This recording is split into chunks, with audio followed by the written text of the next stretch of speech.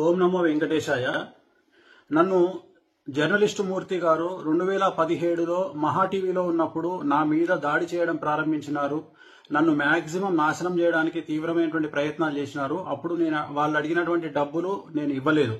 ఇవ్వకపోవడం వల్ల చాలా రోజుల తర్వాత గత 8 నెలల నుండి తిరిగి నా మీద జర్నలిస్టు మూర్తి గారి ఆధ్వర్యంలో వాళ్ళ టీం ఆధ్వర్యంలో దాడులు ప్రారంభించడం జరిగింది. డబ్బులు ఇచ్చి నాకు వ్యతిరేకంగా జ్యోతిష్యులను అలాగే కొంతమంది క్లయింట్ల రూపంలో ఉండే వ్యక్తులను తీసుకొచ్చి నా గురించి టీవీల్లో డిబేట్లు పెట్టి నా గురించి చెడు ప్రచారం చేయడానికి తీవ్రమైనటువంటి ప్రయత్నాలను జర్నలిస్టు మూర్తి గారు చేస్తా ఉన్నారు. సో ఎంతో మంది కష్టాల బాధల నుండి తొలగించిన నాకు చివరికి నేనే ఒక ఆత్మహత్య చేసుకునేటువంటి మానసికమైన స్థైర్యాన్ని కోల్పోయిన స్థితికి నేను వెళ్లడం జరిగింది. సో చాలా చాలా చాలా చాలా గత 8 నెలల నుండి సుమారు 15 కేజీల బరువు తగ్గిపోవడం జరిగింది. సో ఇదంతటికి కారణం ఒక వీడియోని మీకు చూపిద్దాం అనుకుంటున్నా. ఆడియో వినాలని కోరుకుంటున్నాను. నువ్వు నాకు మెసేజ్ చేశాక నేను మళ్ళీ మెసేజ్ చేశాను, like you want me to wait అది ఇది అని చెప్తే లేదు ఇక్కడ ఇంకా లేట్ అయ్యేలా ఉంది, ఇది అలా సింపుల్ గా కూర్చొని మాట్లాడుకునే మ్యాటర్ కాదు కదా, మళ్ళీ అందులో ఇంకా ఎందుకు రిస్క్ ఫోన్ లో మాట్లాడడం అన్నట్టు నేనైతే మెసేజ్ పాస్ చేశానమ్మా.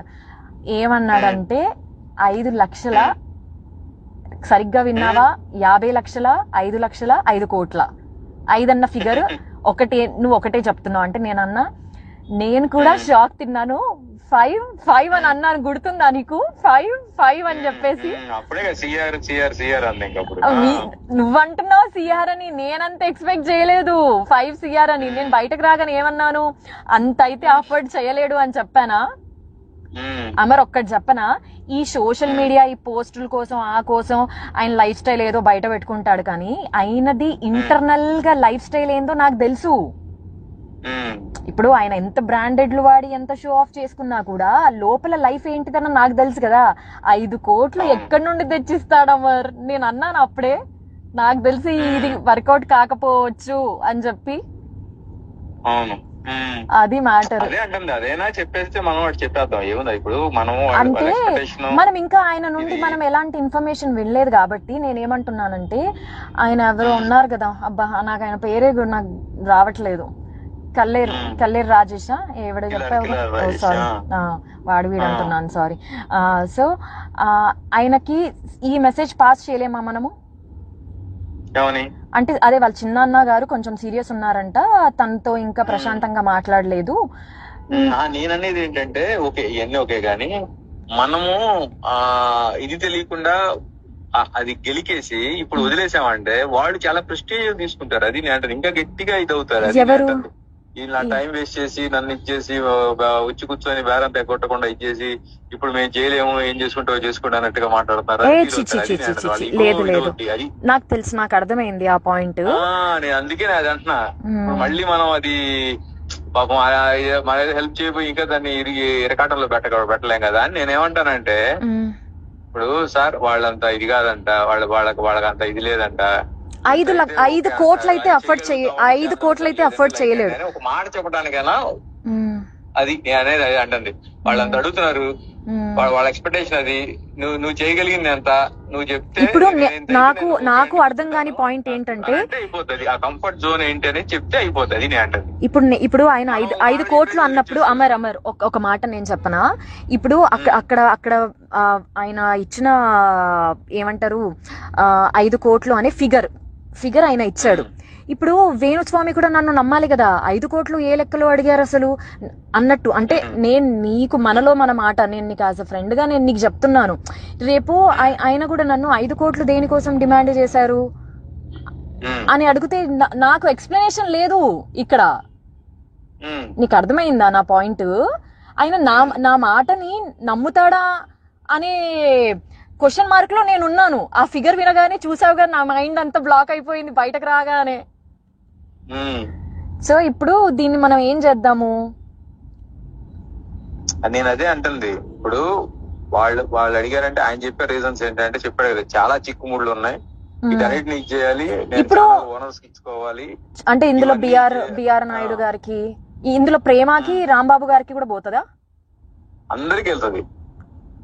మూర్తి అందరికి, మూర్తి, ప్రేమ, అబ్బో అట్లా వీళ్ళంతా కనెక్ట్ అయ్యారు. అదే వీళ్ళంతా కనెక్ట్ అంటున్నాను. అయ్యి ఉమ్మడిగా ఆయన్ని అందరు కలిసి వేణుస్వామి గారి మీద దాడి చేద్దాం అనేది వీళ్ళ ఇది ఇట్లా పెట్టుకున్నారు. అది నేను అంటుంది. అంత పెద్ద మంది, అందుకే అన్నట్టు చూసావు కదా, సో మనీ ఇవి ఉన్నాయండి, చిక్కుముళ్ళు ఉన్నాయి దీంట్లో, ఇవన్నీ తిప్పుకుంటూ రావాలి, ఇవన్నీ ఇది చేసుకుంటూ రావాలి అని. అది ఆయన ఏం చేశాడు, మనలో మన మాట, ఇప్పుడు జస్ట్ మనలో మన మాట 5 కోట్లు అయితే ఆయన ఆఫర్ చేయలేడు అంటే ఆయన దగ్గర అంత లేదు. ఎందుకంటే నేను చూసాను కాబట్టి నేను నీకు పర్సనల్ గా చెప్తున్నాను, ఆయన లైఫ్ స్టైల్ అంత కాదు.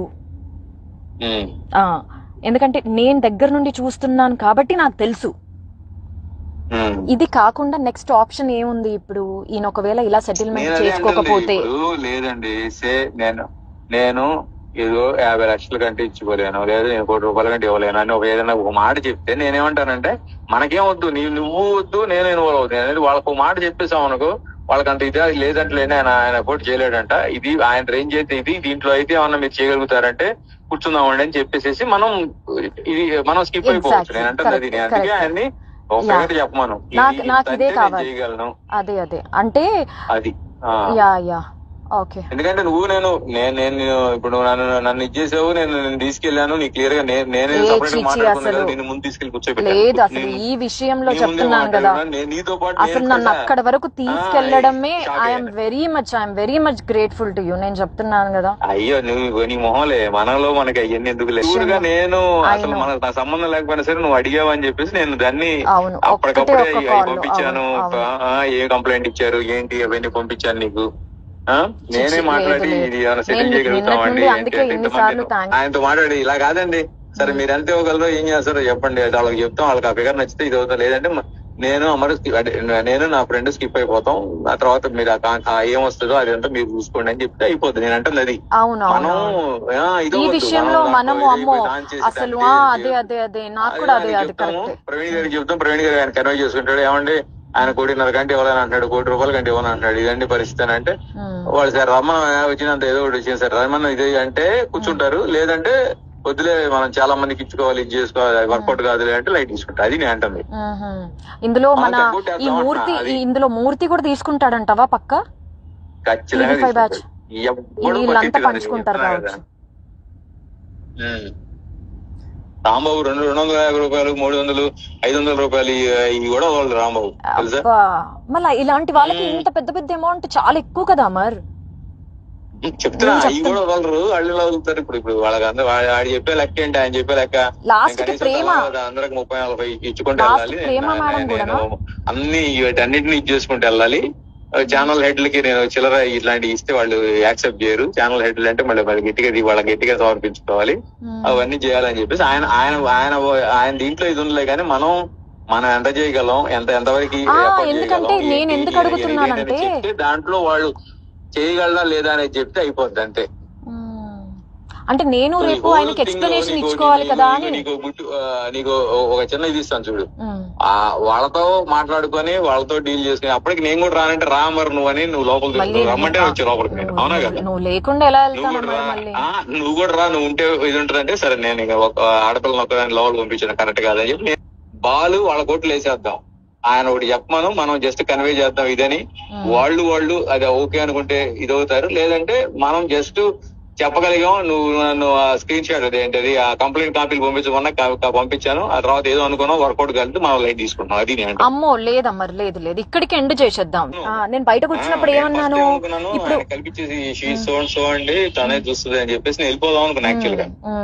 బట్ నాకెందుకు నేను తీసుకొచ్చాను, నేను ఉండాలి పక్కన, తన పక్కన ఉండి నేను దాన్ని అది నేను అనేది ఏంటంటే ఇంపార్టెంట్ మనకు నువ్వు ఏది చెప్పేసే ఇది ఏది ముసుగులో గుద్దులాట్లు కదండి, మాకు వేరే ఇంట్రెస్ట్లు కూడా ఏం లేవు, మీరు చెప్తే అదంతా వాళ్ళకి చెప్తాం, వాళ్ళకు నచ్చితే రమ్మంటే వెళ్ళి కలవండి, లేదంటే అవదని చెప్తారు వాళ్ళు, నేను చెప్పేస్తాను అంతే. ఇంతవరకు అయితే మేము తీసుకుంటామండి. ఇప్పటికే మనం కొంచెం అంటే ఎక్కువే తీసుకుని వెళ్ళాం, అంటే మనం అది ఎక్స్పెక్ట్ చేయలేదు కాబట్టి ఏదో సెటిల్ చేద్దాం అన్నట్టు. అసలు నాకు మైండ్ బ్లాక్ అయిపోయింది, ఇలా ఉంటాయా సెటిల్మెంట్లు అంటే. వామ్మో నేను ఎక్కడికి వచ్చాను, ఏం జరుగుతుంది నా వెనకాల, నాకు అసలు అవన్నీ. ఇప్పుడు దాన నాగేంద్ర వచ్చాడు కదా ఖైరతాబాద్ ఎమ్మెల్యే, అవునవును ఎమ్మెల్యే ఇప్పుడు చెరువులో ఏదో ఇది కట్టాడని చెప్పేసి ఇప్పుడు ఈ హైడ్రా అని చెప్పి నడుస్తుంది ఇప్పుడు, రంగనాథ్ అని చెప్పేసి కమిషనర్. ఇప్పుడు అక్రమ కట్టడాలు మొత్తం కూల్చుతున్నాడు అనమాట, వీటిలో కట్టినవన్నీ. ఓకే సో ఓకే దాంట్లో వాళ్ళిద్దరికి పెద్ద ఇష్యూ అయింది. ఇప్పుడు అది అక్కడ సెటిల్మెంట్ అవుతుంది ఇప్పుడు. అందుకని జస్ట్ ఎస్సా నోనా లేదంటే స్టిల్ వెయిట్ చేద్దాం, ఇంకా ఏదైనా మాట్లాడాలని ఉంది అని అంటే మెసేజ్ చాలు నాకు. నేను వీడియో చూశారు కదండి, ఆ ఆడియోలో మాట్లాడింది జర్నలిస్ట్ అమర్ గారు. అతను తెలియని వాళ్ళు ఎవరు లేరు. వీరు సీనియర్ జర్నలిస్ట్ అమర్ గారు కాదండి, ఇతను జూనియర్, మూర్తి గారి అనుచరుడు. ఇతను TV5 మహా టీవీ అన్నిట్లోనూ పనిచేశాడు. ఇప్పుడు ఎక్కడ చేస్తున్నాడు ఒకటి తెలియదు, ఛానల్లో ఉన్నాడు, జర్నలిస్ట్ అనమాట. సో ఒక జ్యోతిష్కుడికి 5 కోట్లు ఇవ్వమని మమ్మల్ని వారం రోజుల నుంచి మాకు మనశ్శాంతులు లేవు, నేను డల్ అయిపోతే ఇంట్లో వాళ్ళు డల్ అయిపోతారని ఎక్కడికి బలవంతంగా యాక్టివ్ గా ఉన్నాను. ఇద్దామంటే 5 కోట్లు అంటే మాట్లాడండి. నా బంగారం, నా కూతురు బంగారం కూడా అమ్మినా దాంట్లో 5% కూడా రాదండి. ఆఖరికి సూసైడ్ కూడా చేసేసుకుందాం అనుకున్నాను. కాకపోతే సూసైడ్ చేసుకుంటే వీళ్ళు ఎలా క్రియేట్ చేస్తారు తెలుసా? వేణుస్వామి మీద వచ్చిన వాటిని తట్టుకోలేక ఆత్మహత్య చేసుకున్న వీణ శ్రీవాణి అని వేసేస్తారు. నా చావు అలా వృధాగా పోకూడదు. ఈ వీడియో, ఈ ఆడియో బయటకు లీక్ అయిన తర్వాత మాకు ఎలాగో థ్రెట్ ఉంటుంది. వాళ్ళు మమ్మల్ని ఎలాగో చంపేస్తారు. ఆ చంపేసేదేదో వీళ్ళు ఇలాంటి వాళ్ళు అని బయట పెట్టి ఇంకెవరు మా వల్ల ఒక ఇద్దరైనా సరే ఈ బ్లాక్ మెయిల్స్ దీంట్లోంచి, ఇది ఇండైరెక్ట్ మర్డర్ అండి. ఇండైరెక్ట్ మర్డర్ తెలుసా?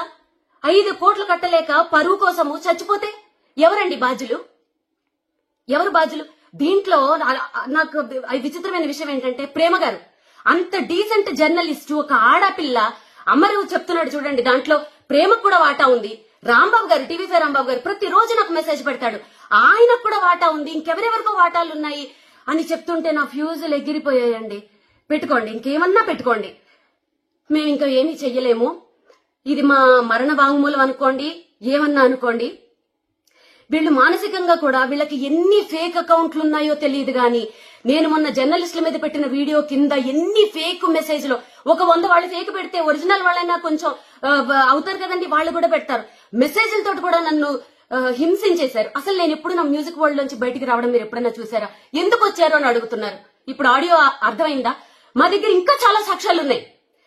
మా మనిషి కిలారు రాజేష్ అనే వ్యక్తి జూబ్లీ హిల్స్ క్లబ్ లో పెట్టిన మీటింగ్ అది. మా దగ్గర ఇంకా సాక్ష్యాలు ఉన్నాయి. ఆయన సెక్రటరీ జూబ్లీ హిల్స్ క్లబ్ కి, అక్కడ పెట్టిన మీటింగ్, అక్కడికి వెళ్ళింది నా పర్సన్. ఇంకా మా దగ్గర చాలా సాక్ష్యాలు ఉన్నాయి. అప్పటి వరకు మమ్మల్ని బతకనిస్తే మేము ఇంకా బయట పెడతాం. ఈ వీడియో చూసిన తర్వాత మాకు జర్నలిస్టులే సపోర్ట్ చేస్తారా, బ్రాహ్మణ సంఘాలే సపోర్ట్ చేస్తాయా, చదువుకున్న వాళ్ళు సపోర్ట్ చేస్తారా, పోలీసులు సపోర్ట్ చేస్తారా, లాయర్లు సపోర్ట్ చేస్తారా? మీరు దీన్ని సుమోటోగా తీసుకుని, ఒక ఆడపిల్ల అనుకోండి, ఒక ఫ్యామిలీని అనుకోండి, ఇలాంటి 5 కోట్ల జ్యోతిష్ అని చెప్పినందుకు 5 కోట్లు మీరు డిమాండ్ చేసి బ్లాక్ మెయిల్ చేస్తున్నారంటే, మీరు మిగిలిన వాళ్ళ దగ్గర ఎంత చేస్తున్నారు? ఎంతమందిని చంపేస్తున్నారు మీరు? మేము చచ్చిపోయినా పర్వాలేదు, ఈ కేసుని ఎవరైనా సుమోటోగా తీసుకుని మమ్మల్ని కాపాడితే మేము నెక్స్ట్ వీక్ కూడా బయట పెడతాం. లేదంటే ఇదే మా ఆఖరి వీడియో అనుకుందాం. ఓం నమో వెంకటేశాయ.